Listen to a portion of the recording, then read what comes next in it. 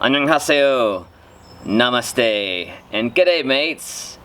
Hi, it's Tom from GreenShortz, and when my Aircrete slabs did this, I was ready to pivot and punt, as Edie said, and move on to a different use for this material. But y'all came through in the comments with some great suggestions that gave me hope to try this one more time. The question is, can I put these forms back together? Let's go. Wasn't gonna make you sit through that again. But one adaptation I'm going to make to the forms was suggested by Stephen Middleton and JW. They both suggested using plastic to line the forms to help with separation once the cement mixture is cured. I'm still going to not forget to add my release agent this time around.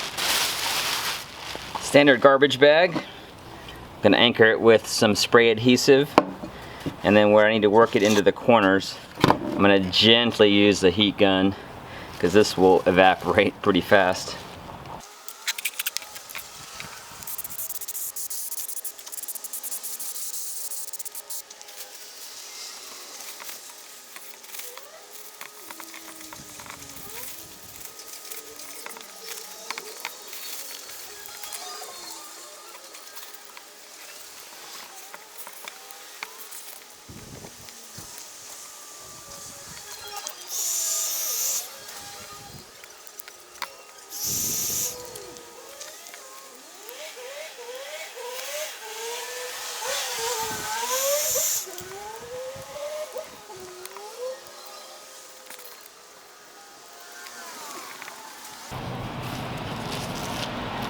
I have melted through it in a couple of spots here. It just was too tight to get into that corner.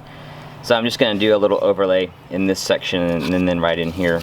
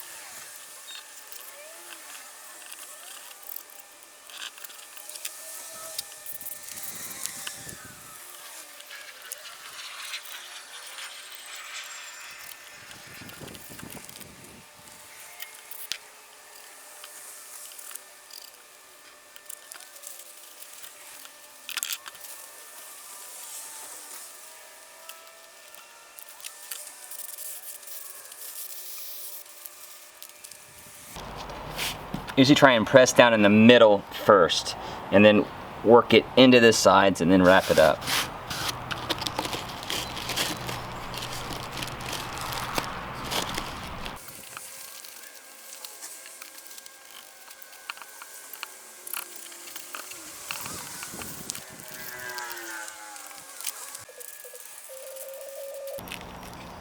These corners are tricky, especially when they get sticky. Ha! I'm a poet, but I know it. Sorry, cheese is acceptable on this channel, but you all know that. Try a piece of my Aircrete to kind of push the corner in.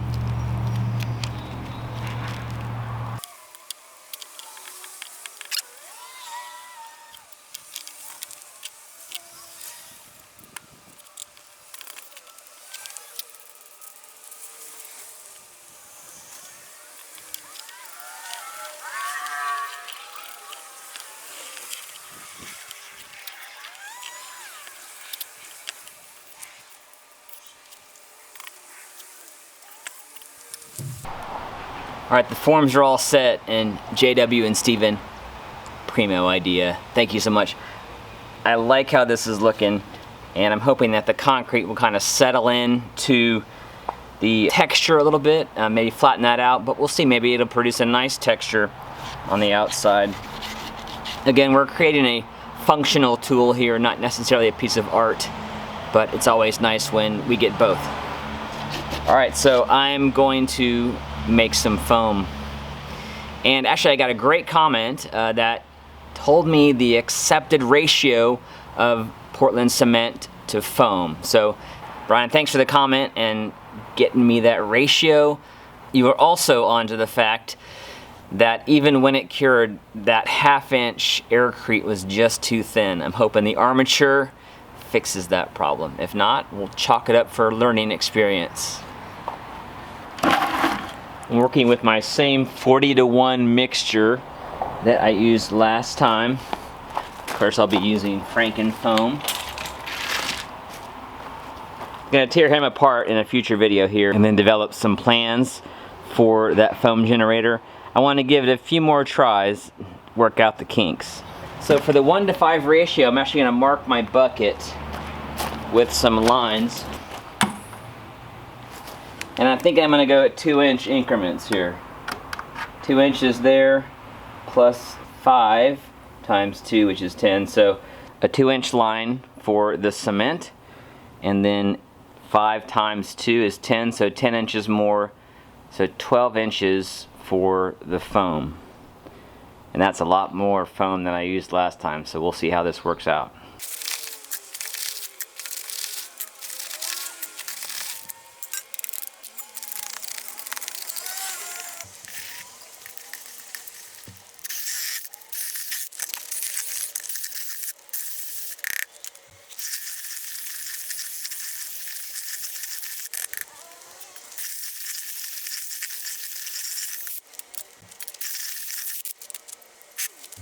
Alright, now I'm going to make some foam.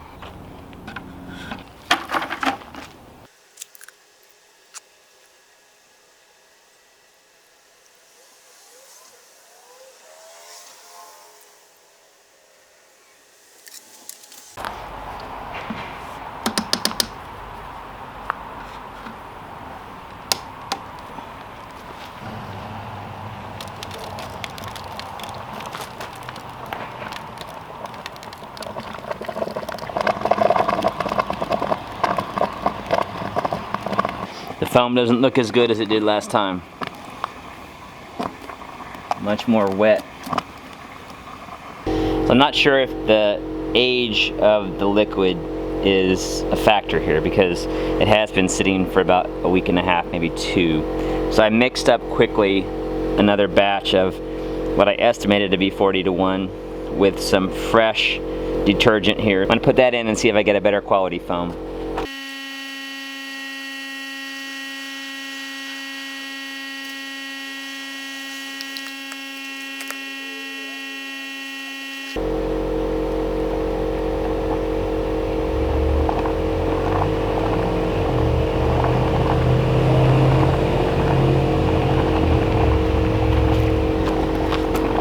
Okay, so much better. That's definitely what I've been looking for. I'm gonna try and get some of that bad foam out of there.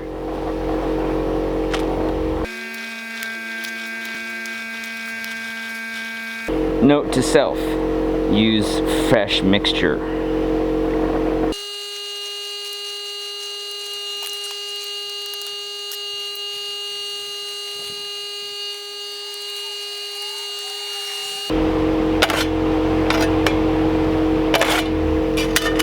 Alright, I'm about to my 5-to-1 ratio here, so I'm going to shut this off and mix.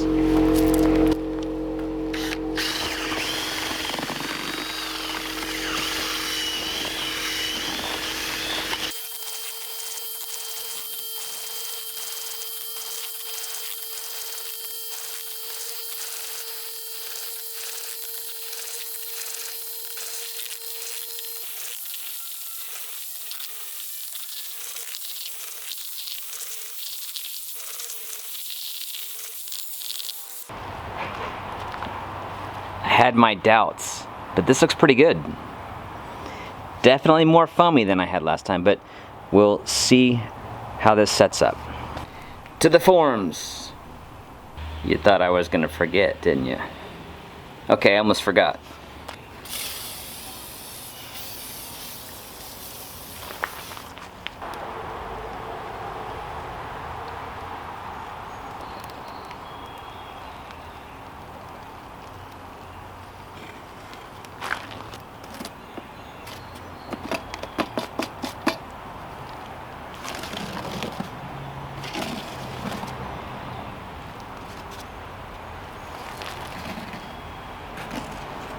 One more step here. My cousin Rob suggested that I add some hardware cloth, 1/4 inch, to the forms to help stabilize the slabs. I actually had some hardware cloth on hand, and I'm going to cut it with my metal snips. Thanks for the tip, Rob. I'm going to lay in some strips of the hardware cloth. I had a couple other suggestions for armature. Doc Inc. and Jaffa both suggested using fiberglass, which can be used to help prevent concrete from cracking. I didn't have any of that on hand, which is why I went with the hardware cloth, but thank you guys for those suggestions. I'll probably get some of that and use it in a future project. I'm curious how it will do with Aircrete, but also how it will hold up to heat. Yeah, I made a big deal about how I didn't forget the release agent in the first form, and then I forgot it in the rest of them. Well, at least we'll have a chance to see which works better. I thought I'd put the cloth in first.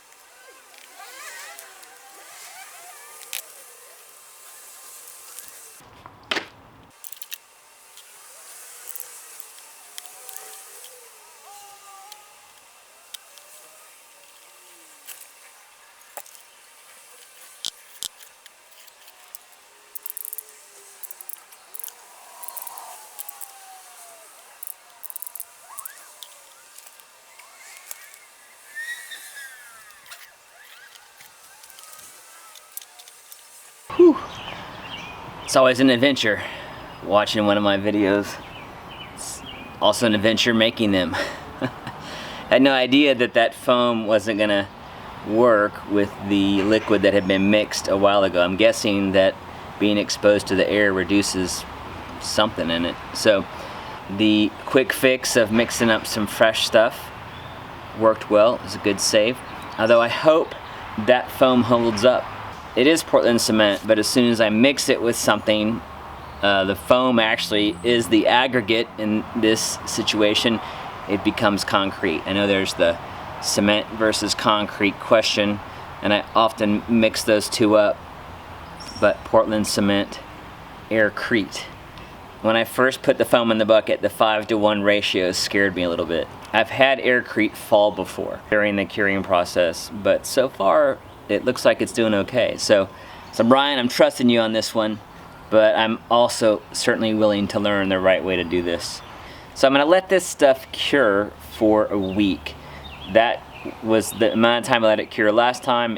It was definitely cured enough to unform, and for the purposes of testing with a fire, I think it'll be okay as well, which our flame test showed in the last video. I'm not gonna make you wait for another video for that though. Alright, so it's been a week and the Aircrete has cured enough to take it out of the forms, but I've got some concerns. There's a couple spots here on this particular piece where it's fallen, and it's just really powdery. You can see just how soft and brittle this is. These pieces look a little bit better. Here are the sides. You can see where the grid was coming up to the surface, where I had the rock sitting over this. It's kind of down to the grid, and that's not a fatal flaw, I don't think, but if this stuff isn't durable enough, it's just not going to work. I made a test block with the extra Aircrete that I had. You can see I just pushed my finger right down through it. That was a couple days ago I did this, but so it is a little more rigid now, so maybe this is okay. Alright, I'm going to unform this carefully, see if I can make it work. Wish me luck.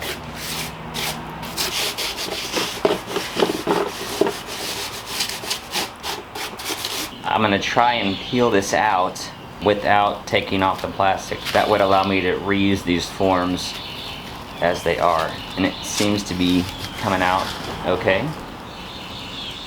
Yeah, super brittle.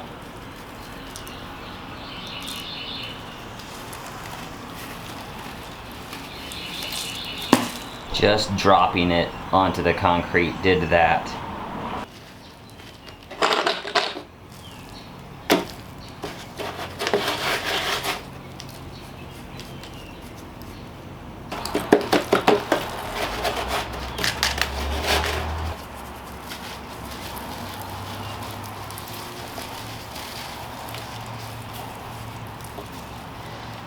So way too much foam in my mixture, so I'm not sure what went wrong. If you're familiar with Aircrete and have seen this happen before, let me know what you think. Two blessings in disguise here is I can reuse the hardware cloth, since this Aircrete is just popping right off, and I can reuse the forms just by cleaning these out a little bit. So I'm going to go ahead and unform the rest of this and see if any of it is salvageable. I doubt it. I'm curious if I can pop this out of the form.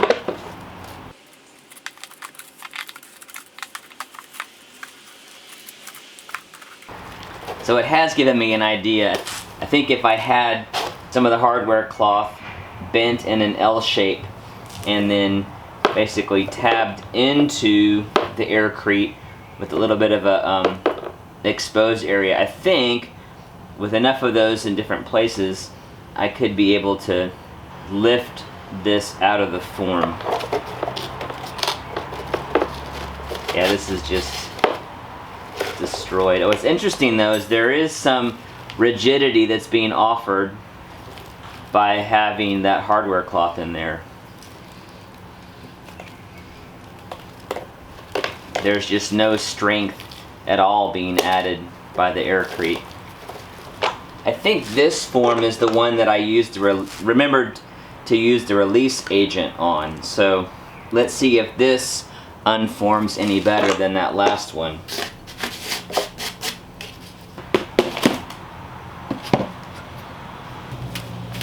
Total loss. Not sure if WD-40 was the right release agent here. There's lots of options: oil, cooking spray. So I may try some different ones next go around.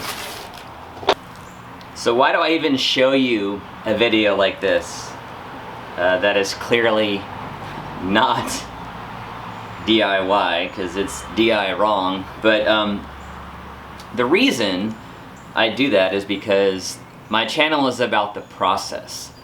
And I feel like if I can make some of these mistakes in a video, when you encounter variables like this, then you're gonna know what went wrong for you as well. Or maybe even avoid that problem altogether. So here's a piece of my last batch of Aircrete, which was brittle, of course. It snapped, but definitely has a lot more rigidity to it. I'm not exactly sure what the ratio of foam to cement was on that, but in my next video, I'm going to try and replicate that. So I do have a good sense for what that was thickness-wise, that cake batter kind of feeling. Although I did concrete mix, then added foam, and then added more dry concrete to get to that consistency. So I'm going to try and come up with a specific ratio and do that in just 2 steps, concrete, then foam. So, and I think what I'm going to start with half of what I used in the 5-to-1 ratio. 1 concrete to 2.5 volume of foam. We'll try 2.5 and see what happens.